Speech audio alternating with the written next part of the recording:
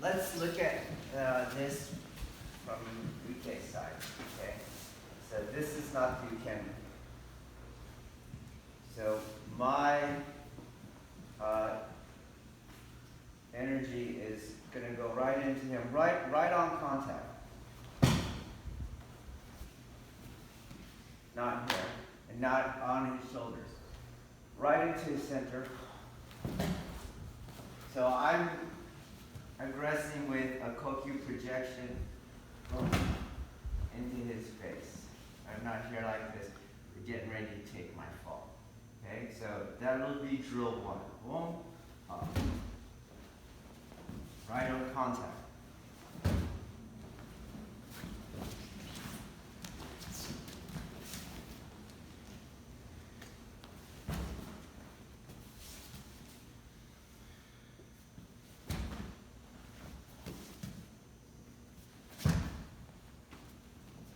And it's against that he tries to do the technique.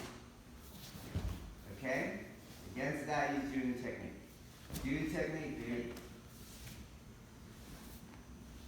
Okay? So he's going to expose the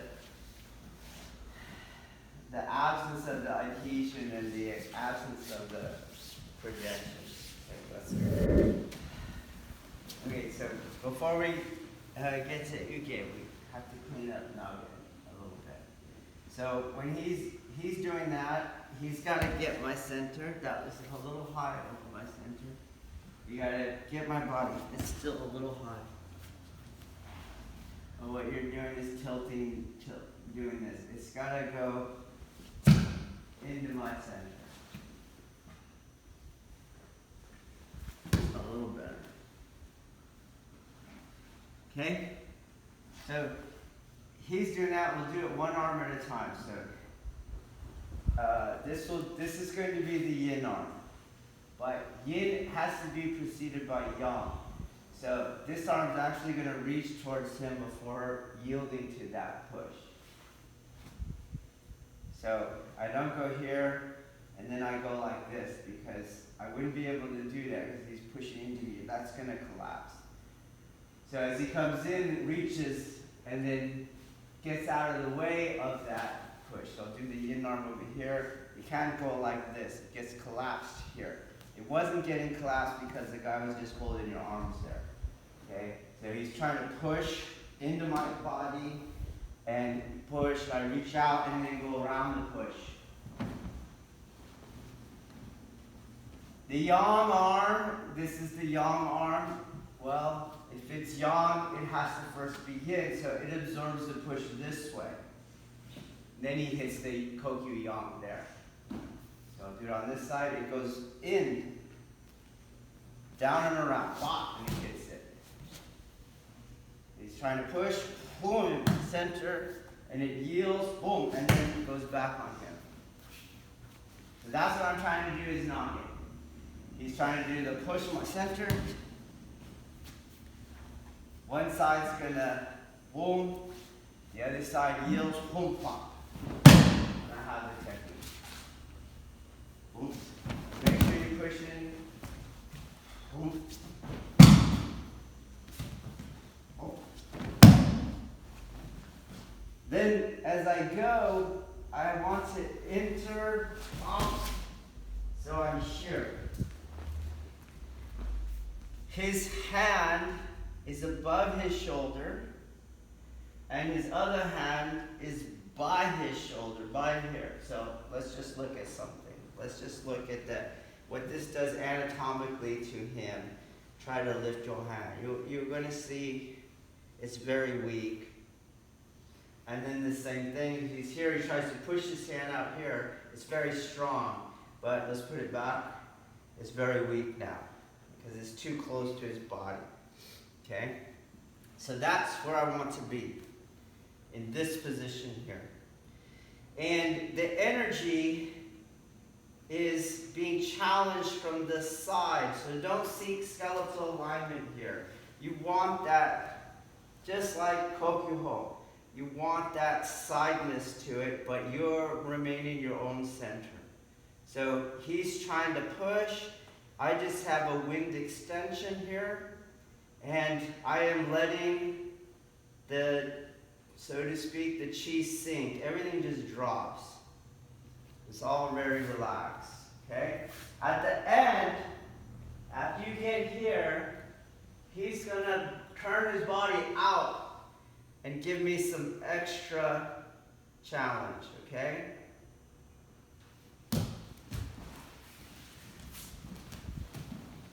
So, he's doing his thing, I do my thing. I end up in that same thing, hand above his shoulder, other hand by his body. He took the fall, then he kicks back, and I don't lean over here, I just stay where I am here. Everything is relaxed. And I want that uke to really try to muscle that so it doesn't trigger me. I just keep releasing the energy. Okay, so drill 2. Let's clean up Nage. Let me just demonstrate some of the techniques.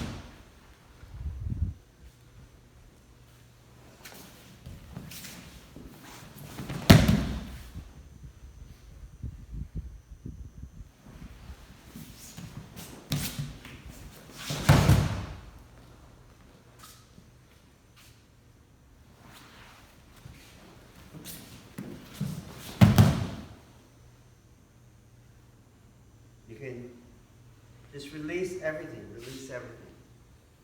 Heart, come on, use all your muscles.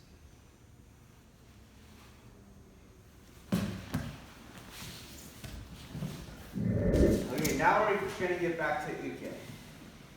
Okay. His side as Nage is a reconciling of yin and yang, and I am doing it too, a reconciling of yin and yang. So first, my movement is governed by a prescription. I had to do this. I had to attack the center. Since it's Kokyu hole, I should attack it with a Kokyu projection, which you do every time in every uke's roll.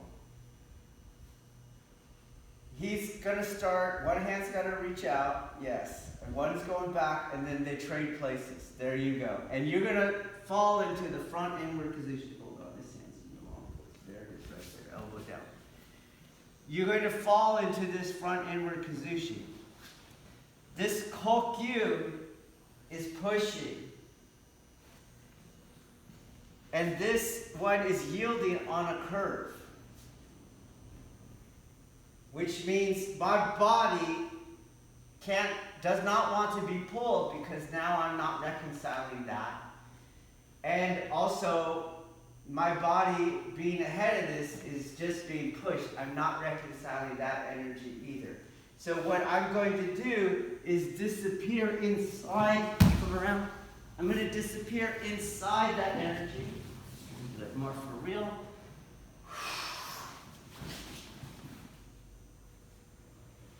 Nope.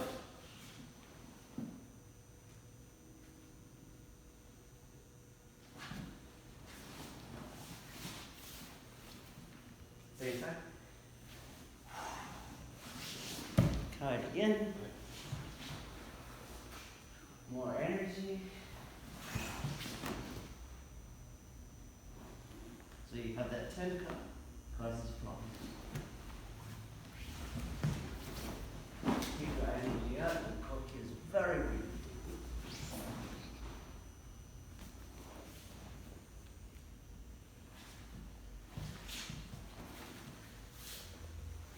So this is going to require that I dive under this here.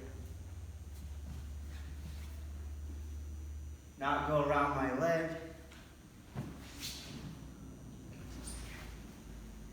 But yield underneath.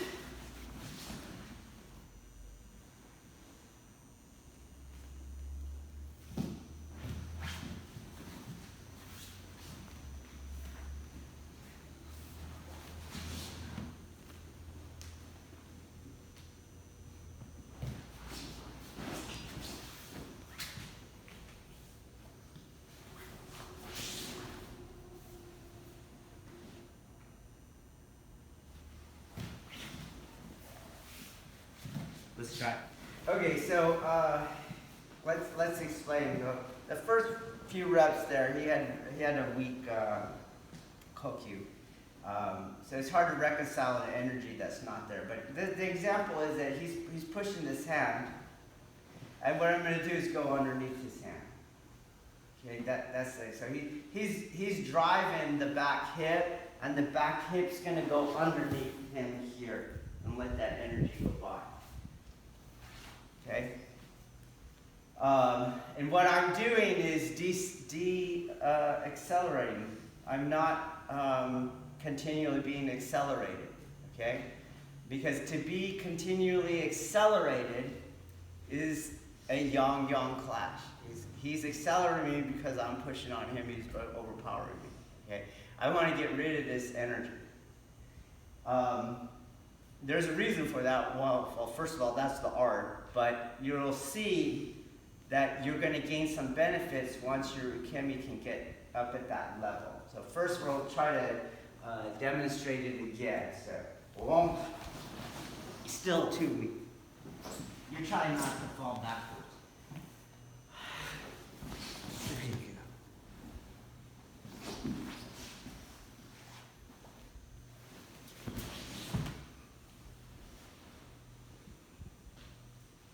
You watch the sand on.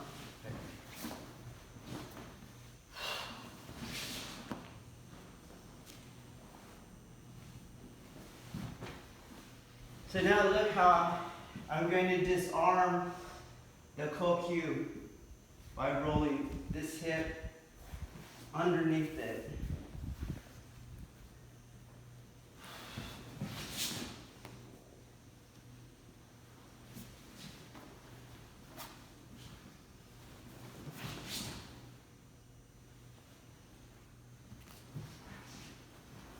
Now here's the thing.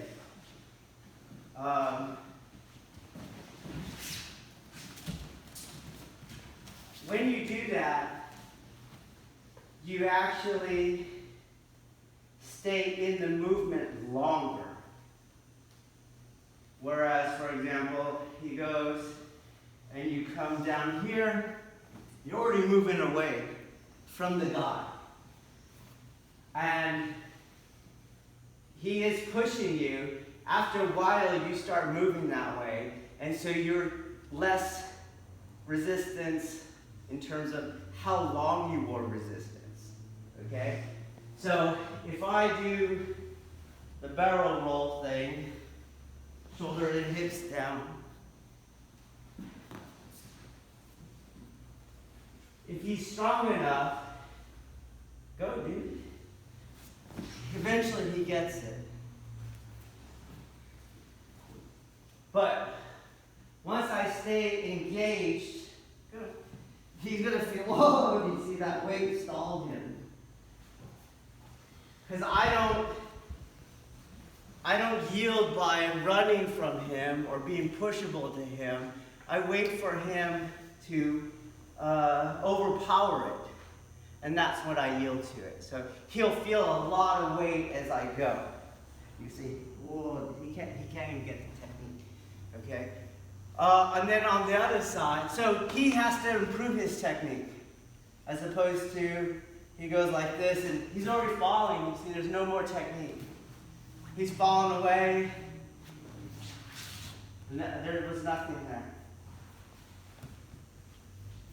But the downside of that is when I do the technique right, my uke has no chance to keep their grip or to stop getting beat up. Okay? So, meaning when I'm not reliant on the uke that's falling, my technique gets really hard, like for him to try to stay in front of. So we're going, he couldn't move, and the grip got compromised because his weight is pulling against the grip, okay? And so he just gonna get hit, you see, every single time. And I'm not even going fast, but his body keeps resisting the energy every time.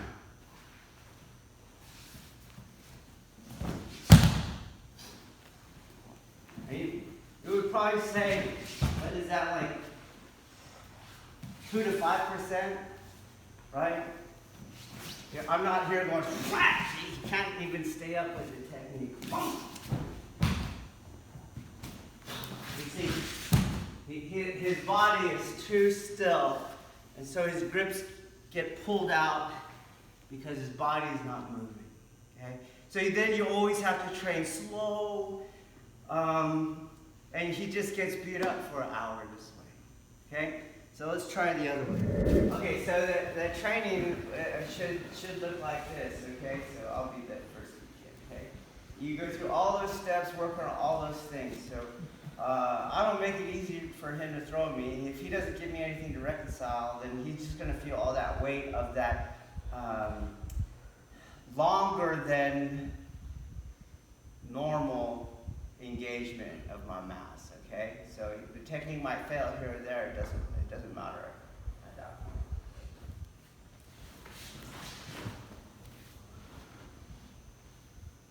So that's a failure. So you let go.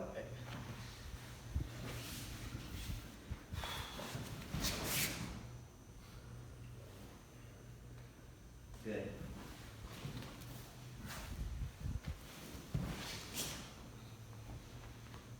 Oh, lean to the left. Very good.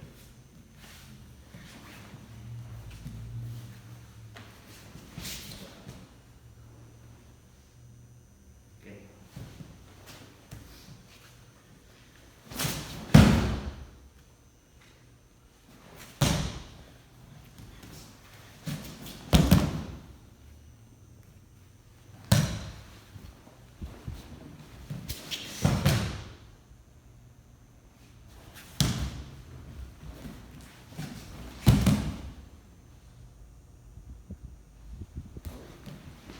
Okay, let's go.